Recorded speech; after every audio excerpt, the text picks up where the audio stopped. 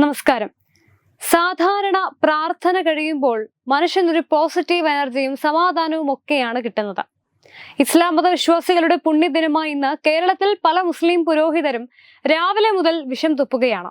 Israel ഉൽപ്പന്നങ്ങൾ ബഹിഷ്കരിക്കണം, Israel പിശാചുക്കളാണ് എന്നൊക്കെ പറഞ്ഞ് സ്വന്തം സമുദായ അംഗങ്ങളെ തീവ്രവാദ ചിന്തകളിലേക്ക് തള്ളിവിടുകയാണ് ഇവർ ചെയ്തുകൊണ്ടിരിക്കുന്നത്.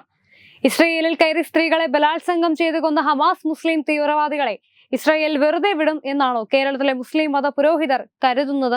ഒക്ടോബർ 7-ന് ഹമാസ് മുസ്ലിം തീവ്രവാദികൾ ഇസ്രായേലിൽ നടത്തിയ ഭീകരാക്രമണത്തിൽ കൊല്ലപ്പെട്ടത് 1400-ലധികം വരുന്ന നിരപരാധികളാണ്.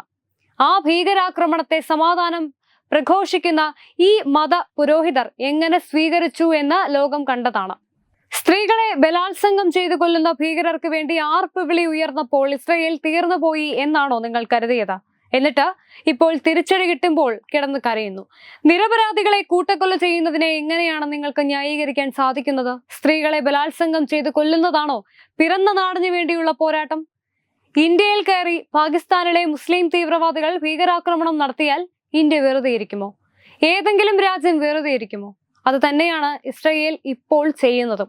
ഇസ്രായേൽ ഉൽപ്പന്നങ്ങളെ ബഹിഷ്കരിക്കണം എന്നൊക്കെ പറഞ്ഞ് സ്വയം കോമാളികളാവുകയാണ് നിങ്ങൾ. ജൂതന്റെ ഉൽപ്പന്നങ്ങളില്ലാതെ നിങ്ങൾക്ക് ഒരു ദിവസം പോലും ഈ ആധുനിക ലോകത്ത് ജീവിക്കാൻ സാധിക്കുകയില്ല. കയ്യിലിരിക്കുന്ന മൊബൈൽ ഫോൺ ആകട്ടെ, ഗൂഗിൾ, ഫേസ്ബുക്ക്, വാട്സാപ്പ്, ഇൻസ്റ്റ, ലോകോത്തര കൺസ്യൂമർ ഉൽപ്പന്നങ്ങൾ, മാരക രോഗങ്ങൾക്ക് ഉപയോഗിക്കുന്ന മരുന്നുകൾ എല്ലാം ജൂതന്റെ തലയിൽ ഉദിച്ച ഒന്നാണെന്ന് ഓർക്കുക.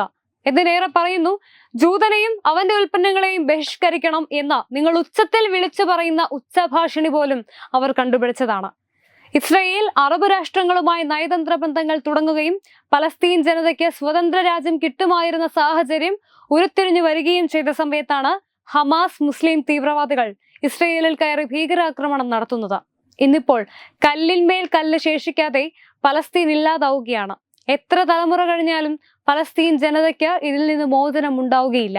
എന്തുകൊണ്ടാണ് അറബ് രാജ്യങ്ങൾ പോലും പലസ്തീനെ സഹായിക്കാൻ എത്താതെ ഇരുന്നത്? എന്തുകൊണ്ടാണ് ഒരു അറബ് രാഷ്ട്രവും പലസ്തീൻ ജനതയ്ക്ക് അഭയം നൽകാതിരുന്നത്? കാരണം ആരും തീവ്രവാദത്തെ പിന്തുണയ്ക്കാൻ തയ്യാറല്ല. കേരളത്തിൽ വിഷം തുപ്പുന്നത് പോലെ ഇസ്ലാമിക മതപണ്ഡിതരാണ് പാകിസ്ഥാനിലിരുന്ന് കശ്മീരിന്റെ പേരിൽ ഇന്ത്യക്കെതിരെ വിഷം തുപ്പിയിരുന്നത്. അജ്ഞാതർ പാകിസ്ഥാനിൽ കയറി വിളയാടിയതോടുകൂടി ഇന്ന് കശ്മീരിൽ ജനങ്ങൾ എത്ര സന്തോഷത്തോടെയാണ് ജീവിക്കുന്നതെന്ന് നോക്കുക. പലസ്തീൻ ജനതയും അന്തസ്സോടെ ജീവിക്കുമായിരുന്നു. പക്ഷേ തീവ്രവാദവും കൂട്ടക്കൊലയും സ്ത്രീകൾക്ക് നേരെ അതിക്രമവും നടത്തിയാൽ ആരെങ്കിലും വെറുതെ ഇരിക്കുമോ? കേരളത്തിൽ ഇരുന്ന് ഇതുപോലെ വിഷം തുപ്പിയാൽ കേരളത്തിൽ നിന്ന് പലസ്തീനിൽ പോയി ആരെങ്കിലും ഇസ്രായേലിനെതിരെ യുദ്ധം ചെയ്യും എന്നാണോ കരുതുന്നത്?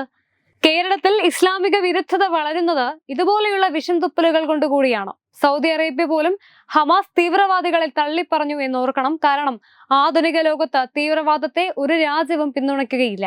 ഭീകരവാദത്തെ പിന്തുണച്ച പാകിസ്ഥാന്റെ ഇന്നത്തെ അവസ്ഥ നമ്മൾ കണ്ടതാണ്. ഇന്ത്യ പോലെയുള്ള ഒരു രാജ്യത്ത് മുസ്ലിം രാജ്യങ്ങളിൽ കിട്ടുന്നതിനേക്കാൾ കൂടുതൽ സ്വാതന്ത്ര്യവും അവകാശങ്ങളും മുസ്ലിങ്ങൾക്കുണ്ട്. ഭൂരിപക്ഷ സമുദായങ്ങൾക്ക് അതിന്റെ 1/4 പോലും നേട്ടങ്ങളില്ല. ഏതെങ്കിലും മുസ്ലിം രാജ്യങ്ങളിൽ മറ്റു മതസ്ഥർക്ക് ഇത് സാധ്യമാണോ? ഇത്രയൊക്കെ ഉണ്ടായിട്ടും പിന്നെയും ഇരുന്ന് വിഷം തുപ്പുകയാണ്.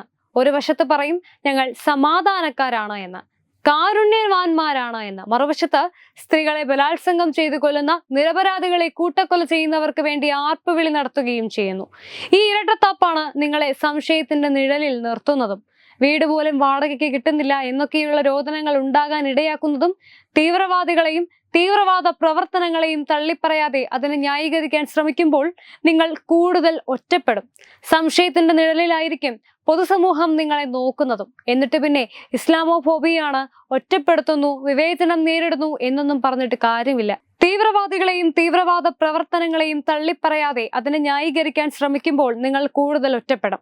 സംശയത്തിന്റെ നിഴലിലായിരിക്കും പൊതുസമൂഹം നിങ്ങളെ നോക്കുന്നതും. എന്നിട്ട് പിന്നെ ഇസ്ലാമോഫോബിയാണ്, ഒറ്റപ്പെടുത്തുന്നു, വിവേചനം നേരിടുന്നു എന്നൊന്നും നിലവിളിച്ചിട്ട് കാര്യമില്ല. Web desk Tatwamayi news.